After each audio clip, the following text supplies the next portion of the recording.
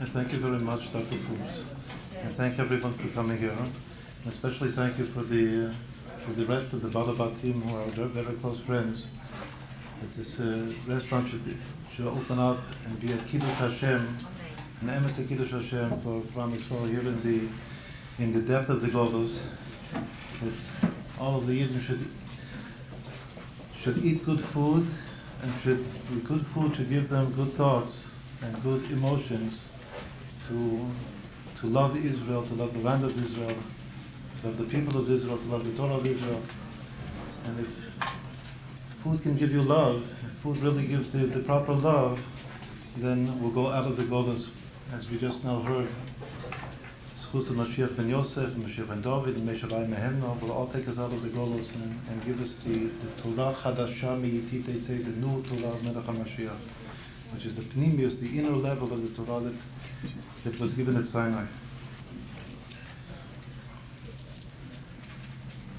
In fact, maybe we'll just continue one word. Those the three greatest figures, maybe in Jewish history, who all of them passed away at that very moment of Ra'avad Ra'avin, the third meal, the Suda Shlishis of the Shabbos, and that's why we read those three psukim, Tzikoscho, Tzikosla Isidukadin, like it has to do with the Histalkus, the tzaddik passing away from the earth. Those three that all passed away, and just like Moshe Rabbeinu at that moment received the revelation of the 50th gate of understanding, which is the revelation of the Geula and Mashiach, and not just went up with that revelation, but at that very moment they were going up. They brought that light and that revelation down into our consciousness, into our world. Their initial letters are miyad. The Rabbi always used to say this to darshan the word miyad. Miyad is now, techafu miyad, immediately. Moshe, Yosef, David, that is their siman. The schus of these three, Moshe and Yosef, David, all together, we should be zeichet to Kriyat HaMashiach and Tigula Amiti Pashlema Techavu miyad mamash.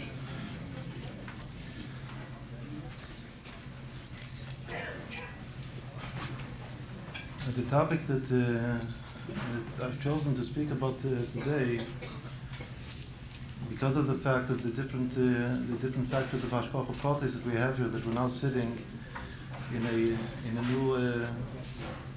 a new Jewish home, which is a restaurant. For all of those who were here maybe an hour ago, have been waiting for it to start. So just an hour ago, there are no tables yet in this room. So everything is like a new creation here of Yesh Mi'ayin. The most appropriate topic when you're talking about a restaurant is the suda, the meal that the Jewish people, V'amech kulam tzadikim, all of the Jewish people tzadikim, will merit to eat when Mashiach appears. And this is the passageway, the transition zone from this world to the next world, to the world to come, is the secret that Chazal speak about, we just heard about, that all of the tzaddikim said who's going to bench and who's going to bench on the kol shel bracha, the wine, and David HaMelech said that Lina, that I am Rawi, and all of them are maskim, as we just now heard, that David HaMelech is the fitting tzaddik to bench on the kol shel bracha of the Sudat Leviathan, La'atid Avo. So again, both of us from a chaven to the same topic. We have here in front of us, everyone should have a little chart.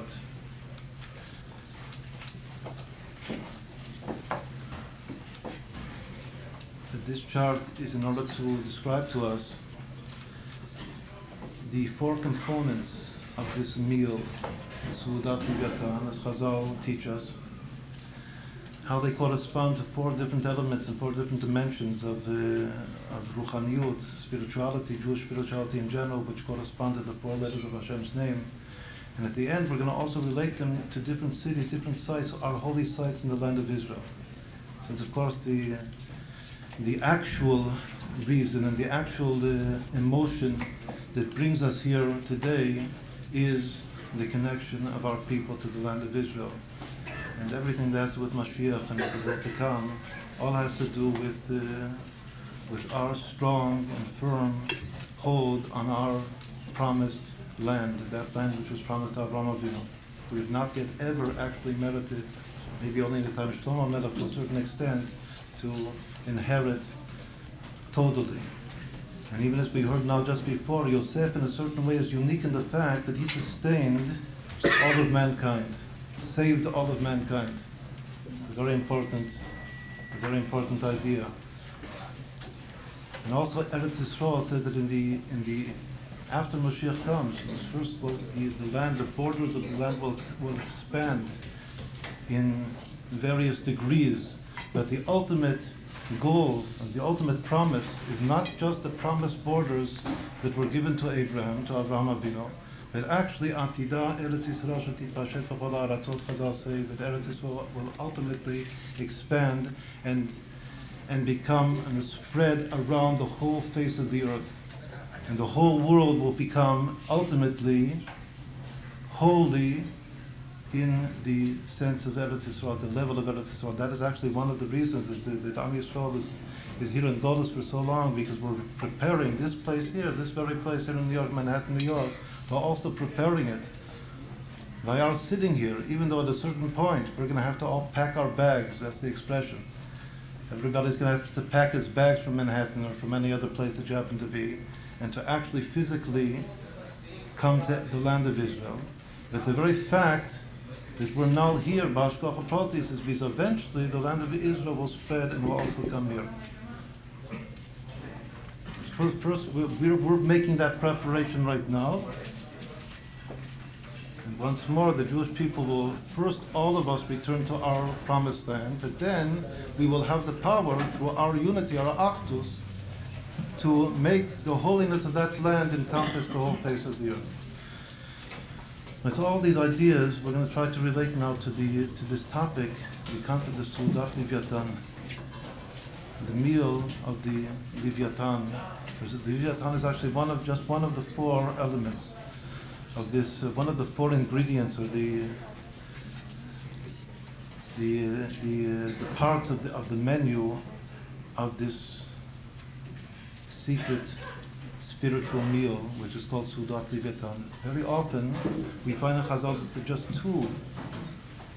two things on the menu, which is the fish, the Leviathan, and the Behemot Ba'arei, which is the Shor HaBar, like the wild ox. And of course, these are miraculous, not natural animals. Whether or not this meal, let's begin from the first thought that a person will obviously ask: is this really a physical meal that Chazal are talking about, or is it a spiritual meal? One of our greatest sages is the Maharal Miprag, or the Alter Rebbe Galatani is the seventh generation descendant of the Maharal Miprag. And the Maharal Miprag devotes many, at great length and depth, goes into the secret of what is called the Sudat Leviathan, of which Chazal say that all of the prophets in the prophecy were all talking about, all of the prophecy of the future, of the Messianic era, is all relating to Sudat Leviathan. What happens afterwards, Ayin lo ra'ata Elokim zulat chayas elim chakelo. No eye has ever seen. It was the ultimate, the absolute world to come, which is after this transition. Well, this concept of Sudat Leviathan is a transition from this world to the next world. The ultimate end, no eye has ever seen, even the eye of the prophets. But all of the prophets have seen this transition state, which is referred to as Sudat Leviathan. So the Maharal also says that this meal is not a physical meal, but it's not just a spiritual meal also, something in between. It's an intermediate state. As we know, whoever studies a little bit of Kabbalah and Chassidut knows that most all of the secrets of Kabbalah have to do with intermediate transition states. Something in between, something which is in between, has it, the two sides must have it, two elements intrinsically within itself, one of each of the two sides that it is coming to unite. So here also, is this physical food, or is it spiritual food? Or is it not even spiritual food? The Maharal says that ultimately in the world to come it says tzadikim yoshvim v'atrotehem beroshehem v'nehenim miziv hashchina, that ultimately the tzadikim, which once more refers to the whole Jewish people, v'amer kulam tzadikim, will sit each one in his chuppah, in his canopy, and will be sustained forever and ever just from the radiance of the Shekhinah, Miziv HaShekhinah, without having to eat anything. Even spiritually, they're receiving light all the time. The light is what is eternally sustaining their being, but it's not any conscious intake of matter as similar to the function of eating. Whereas he says that there is the malachim. The Maharal Prague brings a machloket between a controversy between Rabbi Akiva and Rabbi Shmuel and the Gemara whether angels eat or not. Rabbi Akiva says that angels eat. They just have, obviously it's not the same food that we eat, but they eat. Lechem abirim achal ish. It's called lechem abirim. They have a special type of bread, which is lechem abirim. When it became a little bit physical, that's what turned into the manna, the man, that the Jewish people ate for the 40 years through the sojourn from Mitzrayim until entering into Eretz Yisrael. That was the spiritual food of the angels, which became coarse enough, tangible enough, physical enough for us to consume. But the angels themselves have this spiritual food that they must eat in order to keep on living. Even they themselves are called the living ones, the living beings. Chayot HaKodesh. Rabbi Shmuel disagrees with Rabbi Akiva and says that angels don't eat at all. Meaning that angels also in some way sustained, but that pasuk lechem abirim achalish does not refer, according to Rabbi Shmuel, to the spiritual, to some form of spiritual food that angels consume, that afterwards became coarse and turned into manna. He says that the angels themselves don't have to eat at all. Once with this, I'm going to a little bit in short of what the Maharal says about different levels of food. There's physical food that we eat now in this world. There is spiritual food which became physical enough for us to consume, just like the manna in the desert. It had different physical properties altogether. According to Rabbi Akiva, there's food which angels, totally spiritual food that angels eat. According to Rabbi Shmuel, they don't eat food at all. Higher than all is the true level of the world to come, of which it says no eye has seen whatsoever. Ayin lo ra'ata elokim zulatcha. Tzadikim yoshvin, the tzadikim will sit and will just sit and live eternally in the radiance of the divine presence, the Ziv HaShekhinah.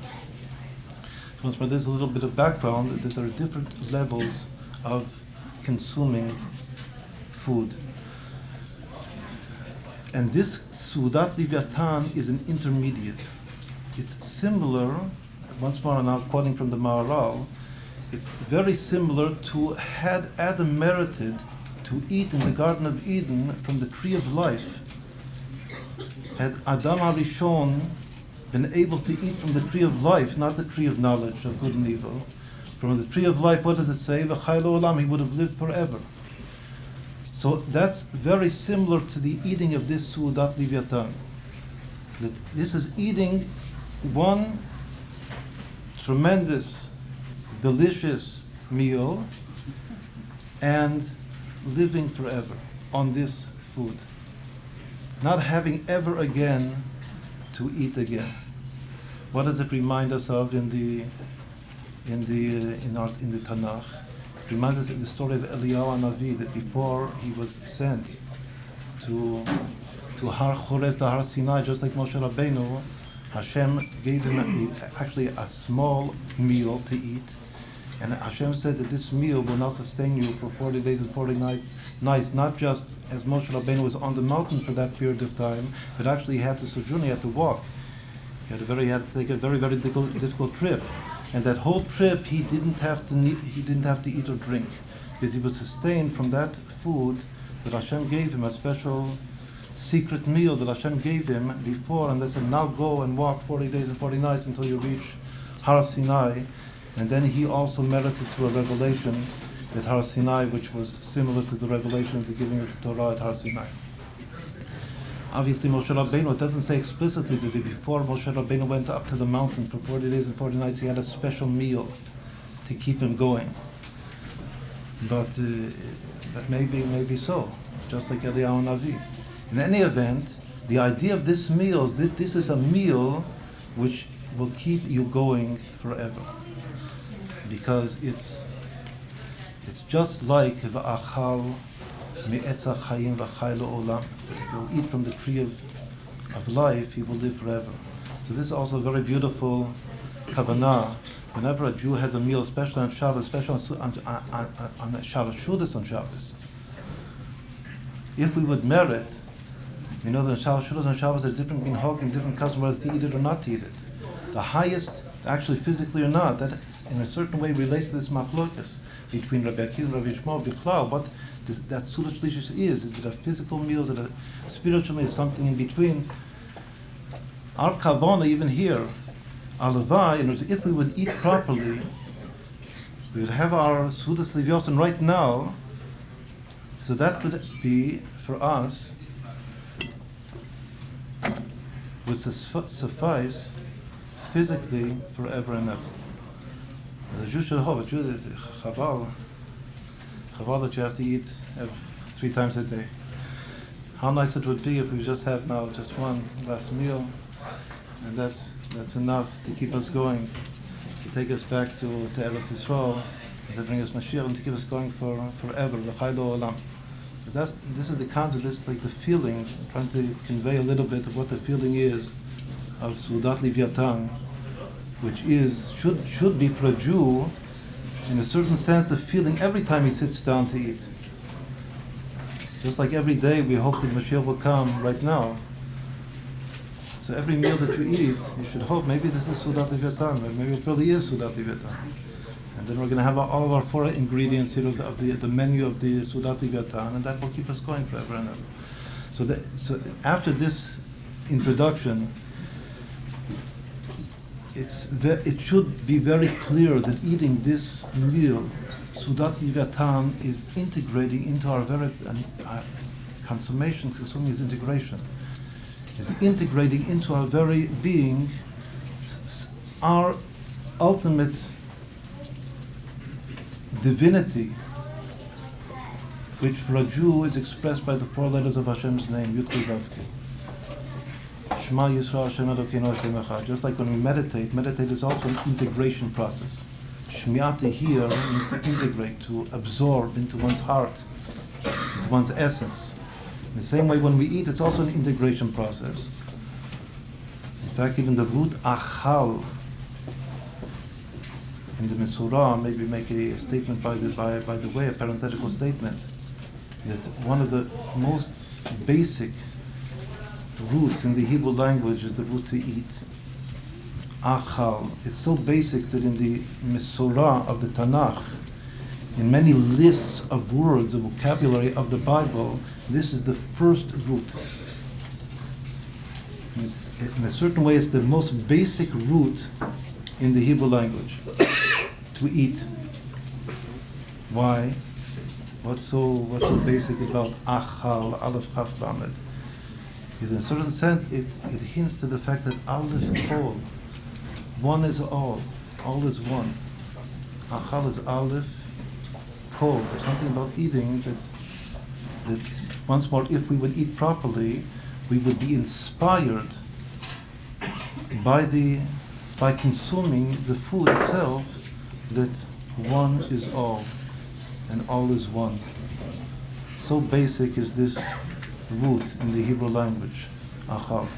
So once more, what is that one which is all, and the all which is one? It's Hashem HaKadosh Baruch Hu, Hashem Echad, Shema Yisrael Hashem Elokeinu Hashem Echad. So once more, this is all just to explain why the 4 ingredients, and sometimes the whole Suda is just called by one word, Sudat Leviathan, which is the first of the 4 ingredients. Very often we find just 2 ingredients referred to, which are the Leviathan and the Behemoth, the Shor HaBar. But in certain places in Chazal, and once more going back to the Maharal that we were quoting before, he brings all 4 ingredients. that the four things that we eat in this Sudat Leviathan are the Leviathan and the Shor HaBar. I'm not now reading them in order. And a miraculous, there's all these miraculous animals, like legendary, let's call them, for lack of a better word, animals which are not from this world. And the Leviathan, Chazal say, were originally created in the beginning of creation, on the fifth day of creation, the two Leviathan, a male and female, and they were so big. It's not the whale that we know of now in our world. It's a fish which was so tremendous and so big that would they have had a progeny, it would have destroyed, was overtaken and destroyed the whole earth. So what did Hashem do? Hashem killed the female and prepared the female by salting her for this Su'udah. Hashem, on the fifth day of creation, prepared this Su'udah of the future, as Rashi himself brings. So when the whole Su'udah is called after the Leviathan. But then there is the meat, the Shor HaBar. But there's a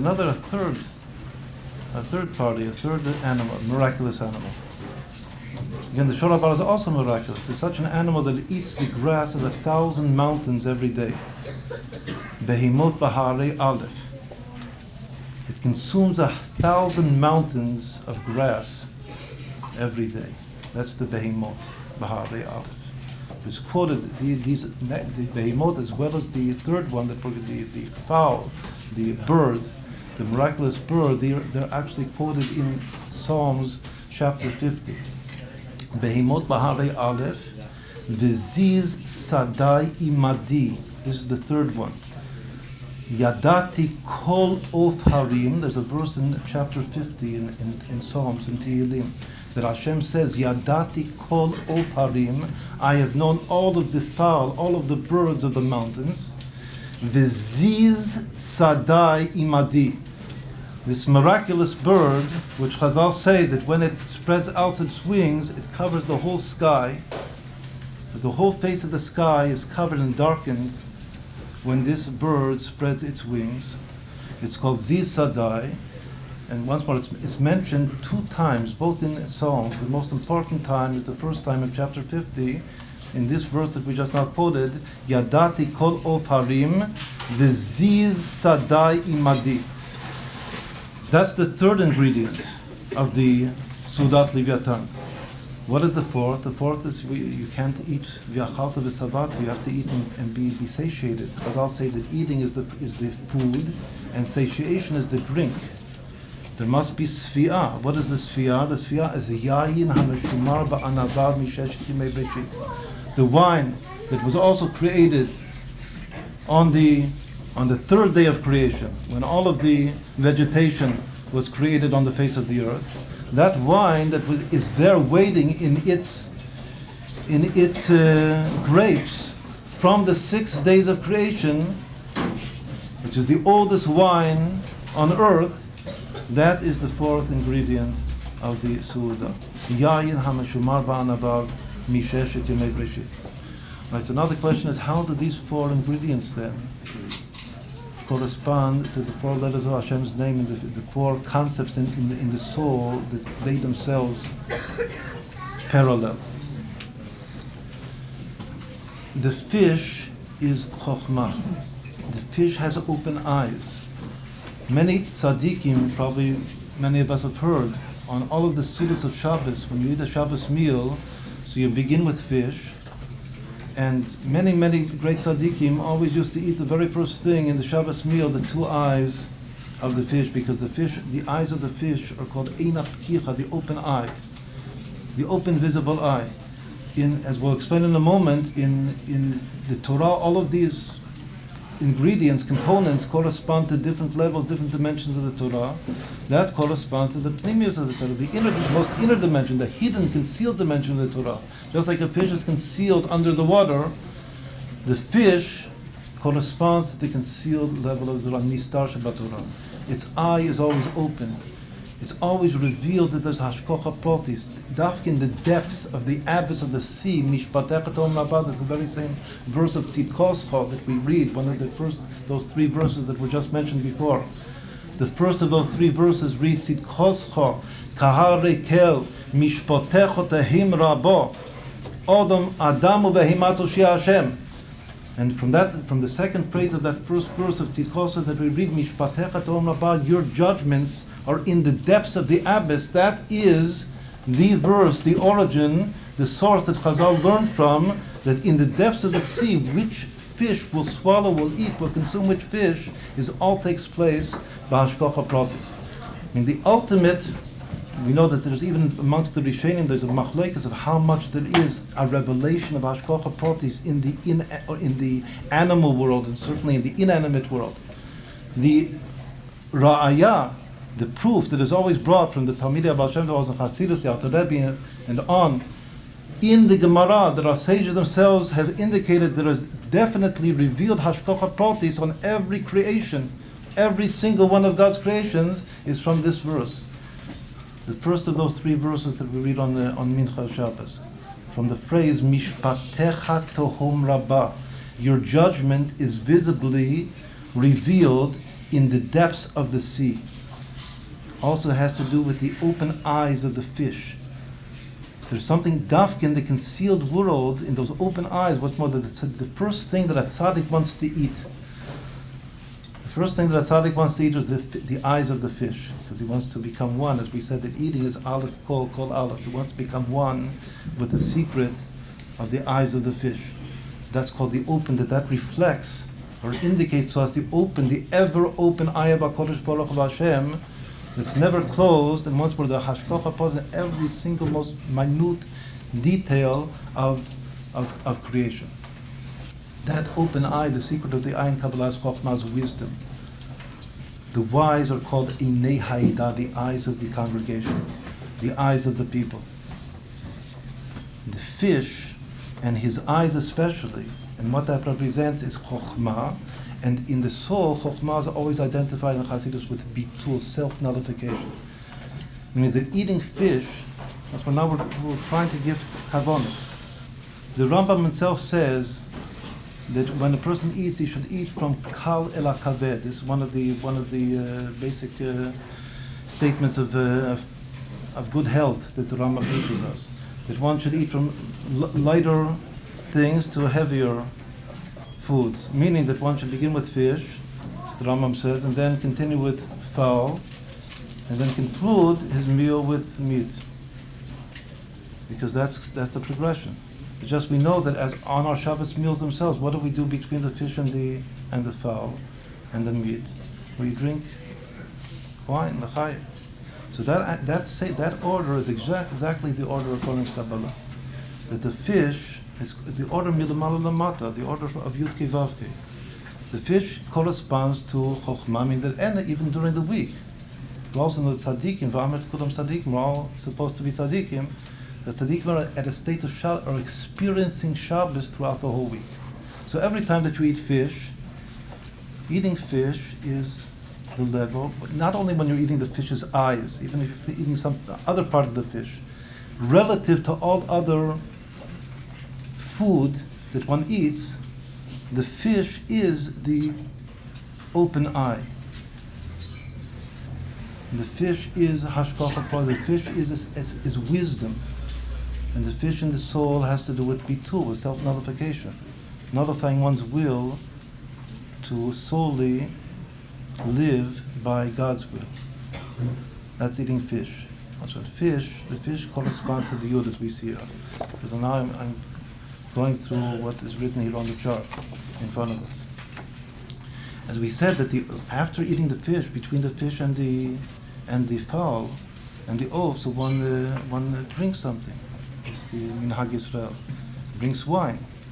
And that wine, the wine will also return at the very end, as we said before. We heard before that David Ameda blesses at the very end of the meal, Birchas Hamazon, and blesses the Kesha Bracha over the wine. But the wine, the first appearance, and the secret of the wine is the second level of the meal, between the fish and the fowl. And what is the property of wine? Wine is supposed to make you happy. Very, very simple. Yain mesameach Elokim v'adam. Wine makes even God happy, it says. Both God and man, it makes happy.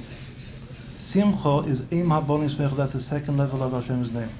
That's more eating the fish is bitul, is chokhmah, the yud of Hashem's name. Thereafter, drinking the wine is the first hay of Hashem's name, which is becoming happy. There's another very important thing about becoming happy, that when a person becomes happy, especially by drinking wine, Chazal say, Nichnas yain etz hasod. When a person is very, very exuberantly happy, so he starts revealing inner secrets, or psychological things. It says that the soul of every Jew is how much I love every one of you. That's the secret. It says the soul is a very famous Hasidic principle. That every secret has, what is my secret? What is the secret of every Jew? So the Hasidim used to always say that the secret of every Jew is Ahavas Yisrael, how much I love him. Not always is he conscious of his own secret. That's the problem. Why do Hasidim farbring? Why do they come together and drink? In order to reveal the secret. The correspondent, it says about non-Jews, especially about Esau. Esau also has a secret. His secret is achar b'chol tichya. That's what it says in Hasidus. His secret is you live by the sword. What does it mean you live by the sword? Not only that you live physically, but you get chayus, which is also simcha. All of your chayus, all of your viability and your good feeling of life for Esau comes from the sword. But that's his secret. Again, he also is not always conscious of that. If he drinks, it usually comes out. It is chayus he gets from the sword. Achar b'chol tichya. Whereas a Jew, his chayus and his simcha, he gets from loving other Jews. Ahavas Yisrael. That's the secret. So once when that secret is born, just like we know that Bino, the mother, the second level of Hashem's name, the first hay, is called the mother figure. The mother figure is pregnant. And something has to be born from the pregnancy. What is born from the pregnancy is loving the Jewish people, loving the land of Israel, loving everything that a Jew intrinsically loves. That's the secret which comes out of the happiness of drinking wine. So once more, this is a kavanah that one should have all of the time. That's what we should be doing when we're drinking. What is number 3? So again, number 3 is, of all these ingredients of the menu of Mashiach, the Sudat Leviathan, this is the most relatively unknown one, this fowl, the Ziz Sadai, the Ziz Sadai Madi. That Ziz Sadai, as we'll explain, which will be the conclusion of our words, has to do with Yosef HaTzadik and Shechem. Because in Kabbalah it says that the bird, the ideal or the great bird, is Joseph. The hint is that the word Of itself equals exactly B'Gematria Yosef, which is 6 times Hashem's name. 6 times 26, 156 equals Yosef, equals Of. Those 6 times 26, 6 times Hashem's name, correspond to all of the 6 levels of the heart, all the 6 emotions of the heart, which all blend together and come together in the last of the 6, which is called Yesod, the foundation, which explicitly refers to Yosef. But actually it contains a whole spectrum of 6 different levels. Chazal themselves say, why is this bird called Ziz? What kind of a strange word is this? Is this the name of this bird? The word Sadai, the second word in the phrase, means field, of the fields. But his proper name is Ziz. What kind of a word is that in Hebrew? So we'll explain a little bit more, but the simple thing that Chazal, it's not so simple, the drush, the interpretation that Chazal give to this word, this name Ziz, mizeh umizeh. They treat it as a notrikun.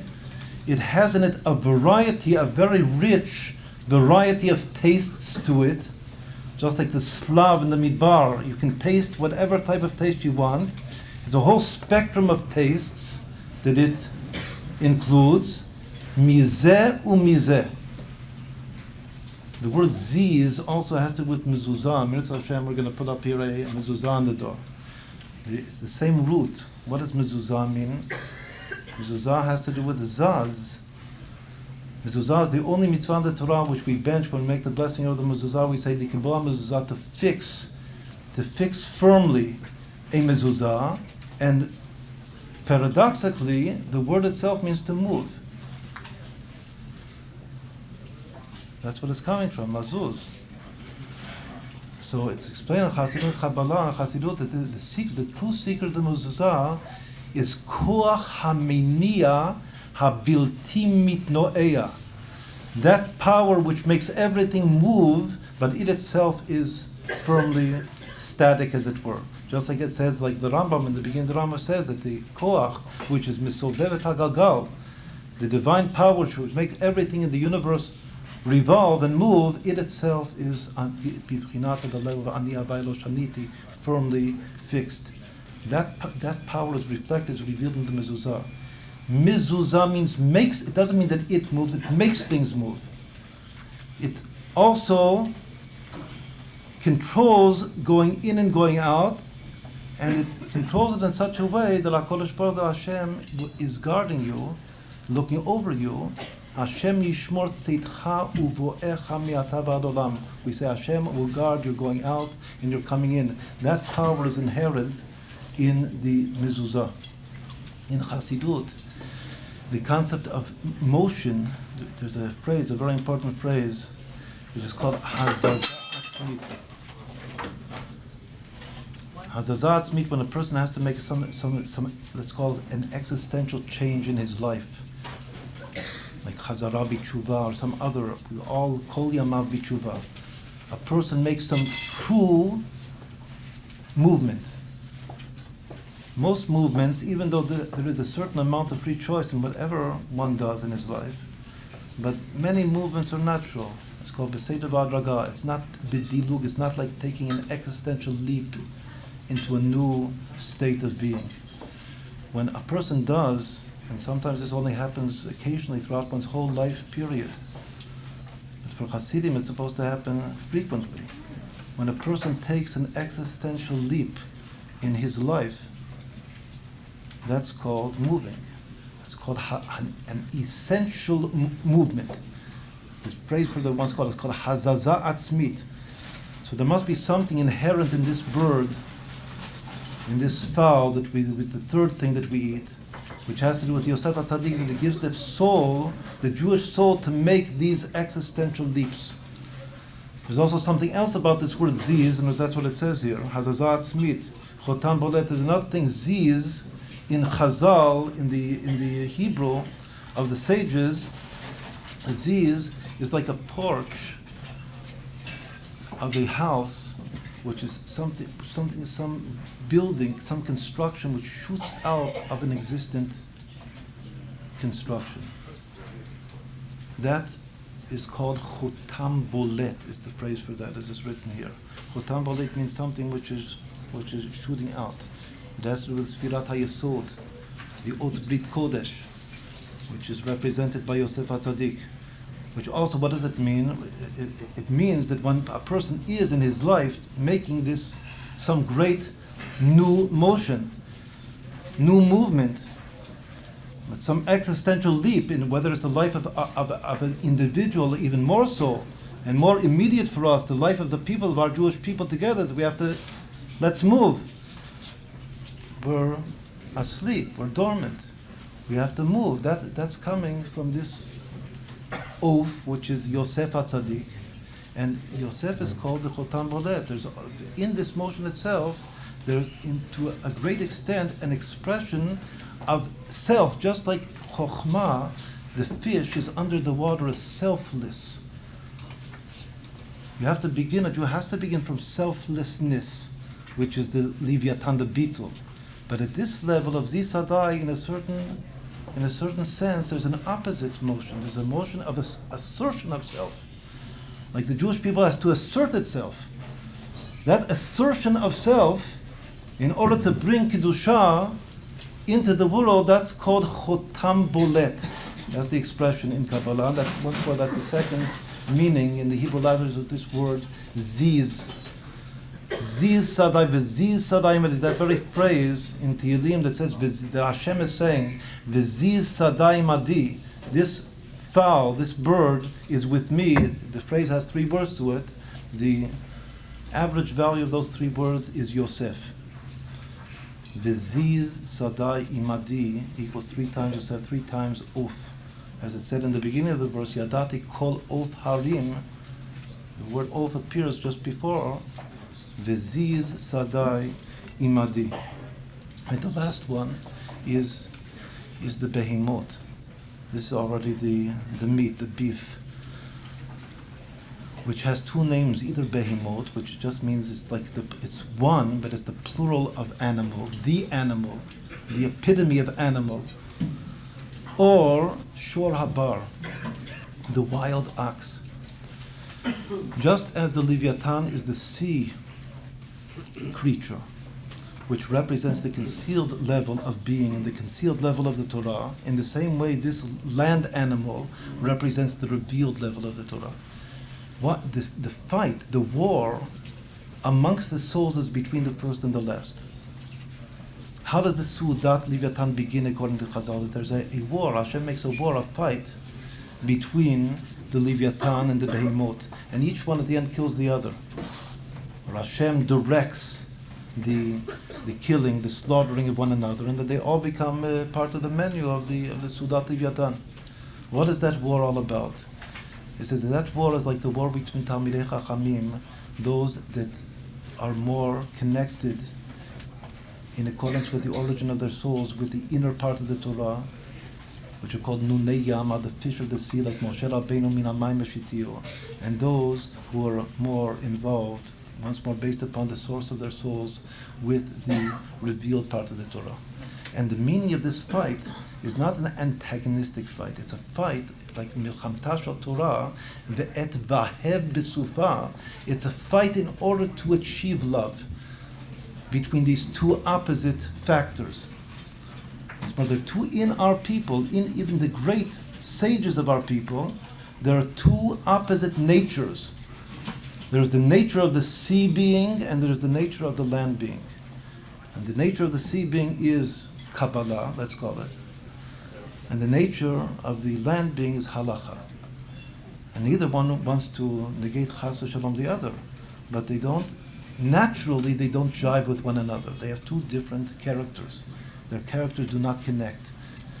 The meaning of this war in the future that Hashem conducts between the 2 of them is in order to sof kol sof ultimately bring them together and make them one. It says that the initial letters of these two antagonists, as they were, Leviathan, Behemot, the initial letters are Lev. In fact, in one place it says that the last letter of the Torah is a Lamed, which is the Lamed of Leviathan, and the first letter of the Torah that we have to embed or wedge, Na'ut Sofan B'Tchilatan or Tchilatan B'Sofan, the first letter is a Bet, which stands for Behemot. And when you put these 2 together, it becomes Lev, it becomes a heart, and the value, the amount of the 2 together, Leviathan plus Behemot, equals exactly Ahavat Yisrael. And when these 2 come together, Leviathan and Behemot, whose initial letters spell the heart, the Jewish heart, Lev, the value is Ahavat Yisrael, loving of Israel. Right, now, how do all of these ingredients correspond to different cities in Israel? That's what we're trying to lead up to. The 2 extremes, which are the fish and the land animal. The land animal is called Malchut, Alma Di'it Once more, why does it represent halacha? Let's just say a little bit more spiritually what that land animal means. It means that a person is committed, it's commitment to live a Shulchan Aruch life. That's when you eat meat. It says, even in Tanya it brings that eating meat, eating beef, makes one's mind active and conducive to learning Gemara. Meat is good for learning Gemara. It even says that when you make a sudas mitzvah, like a bris milah or a bar mitzvah, it's good to serve. There's one place that says it's good to serve meat. It's a skula that your child will be a big Talmid Chacham in Gemara learning, because meat is good for learning nigla. Fish is good for learning Chasidus, for Kabbalah. So you should have both ingredients. But the meat, once more, the meat itself is good for, what does that mean spiritually? Spiritually, it means that a person, from mind down to hands, is committed and is involved, and once more gets chayus from halacha, from nigle, from living a life according to the will of Hashem, benigle, all of the direct, active things that Hashem says in the Shulchan Aruch, how to live. It also, another thing, as it says here in our chart at the bottom, Shor HaBar, the expression Shor HaBar, which means a wild ox. The word wild also means outside in general. Bar, the word bar means outside. The word shor, which is an ox, means to look. Ashurenu velo ata. The word shor is always explained throughout Kabbalah and Chassidut that it means sight, which is very interesting, a connection between the first one and the last one. Because the Leviathan, or his whole secret of the fish, was his eyes. But there's also something very important about the shore. That the shore, the ox, also has to do with eyes, because the very word ox means to look. But what then does the expression, the phrase Shor HaBar mean? It means to look outside. The wild ox, that very phrase that means wild ox, also reads looking outside. What does it mean, looking outside? It's like being involved with current events, being involved with politics, being involved with what's happening in Israel. Looking outside your four amot, your daled amot of existence. Being concerned with what's going on in what's called the outside world. The outside world outside of your house. That's Amad Yisrael, that's Malchus. And this level is called Malchus, which is kingdom. Who is the true king? The one who is totally concerned with what's happening outside. His whole life is outside. The Leviathan, in a certain sense, the one that's under the water, his whole life is called Shashwim Atzmim. It's all an inside life. But the opposite extreme is the Shor HaBar, which is an outside life. So it also has to do with the two eyes, the right eye and the left eye. There's an eye which looks outward, a eye which looks inward. There's we're looking at one's inside being life and looking at what's happening outside. That's another very, very important secret of these two extremes here in our Sudat Leviathan, the Leviathan and the Behemoth, which is called Shor HaBar. But that, once more, that has to do with Malchus. Why does a Jew want to be committed to the halacha? Because he knows, he believes that by all of us keeping the halacha, we will fix the outside world.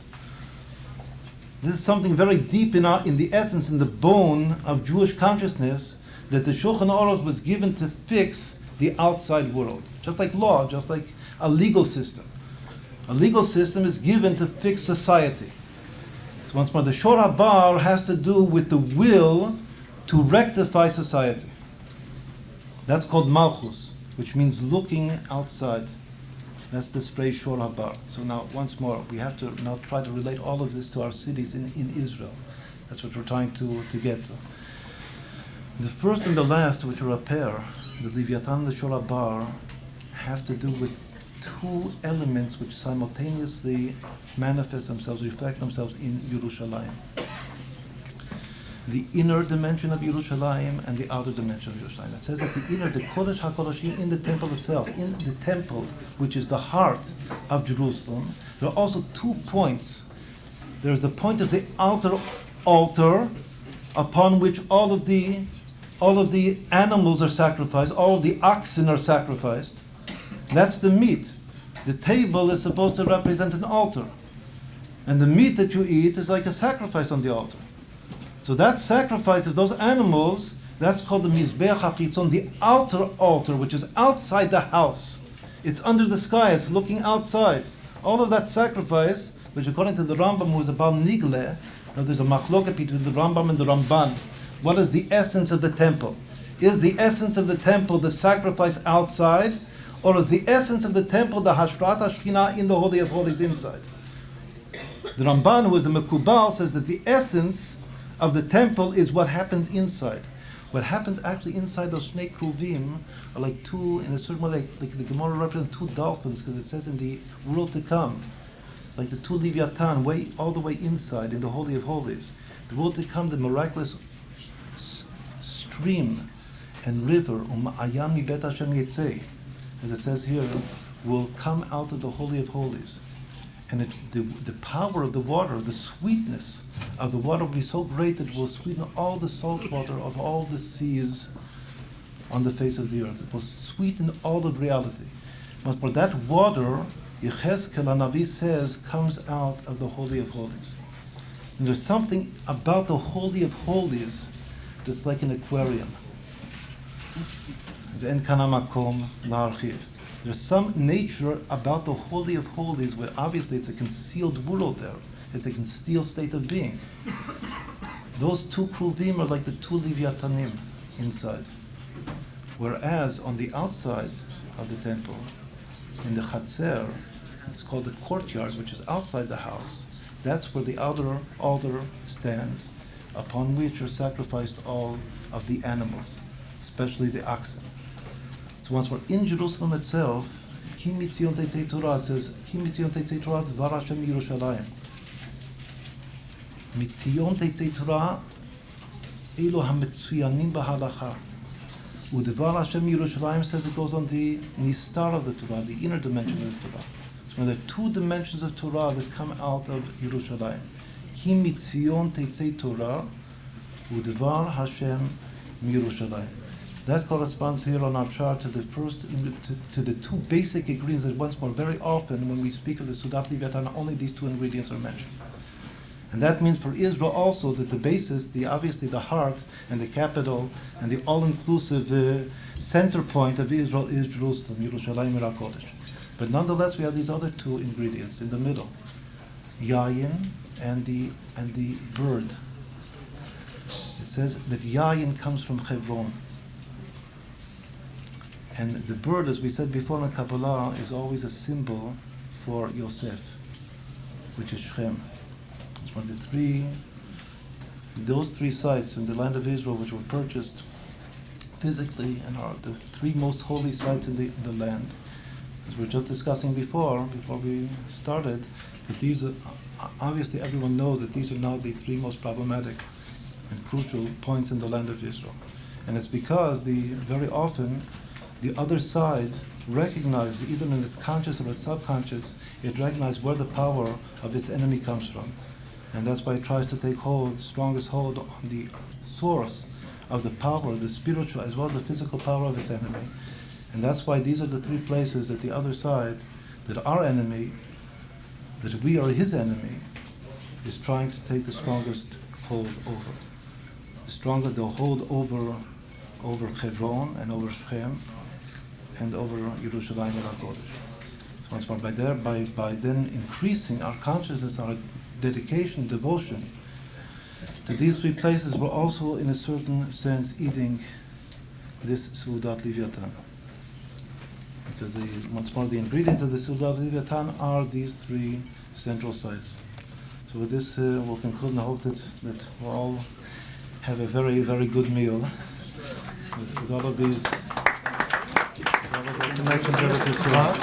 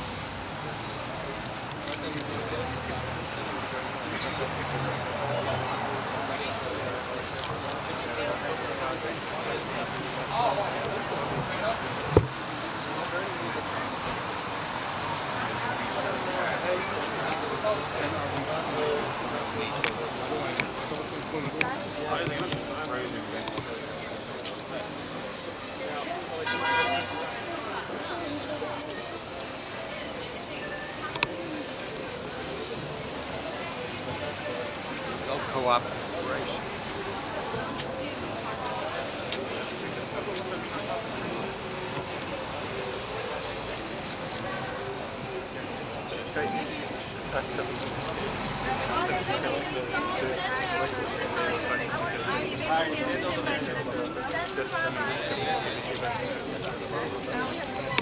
Okay. Come on. One more.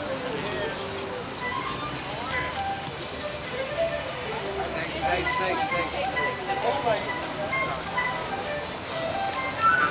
Okay, you alright? Fred,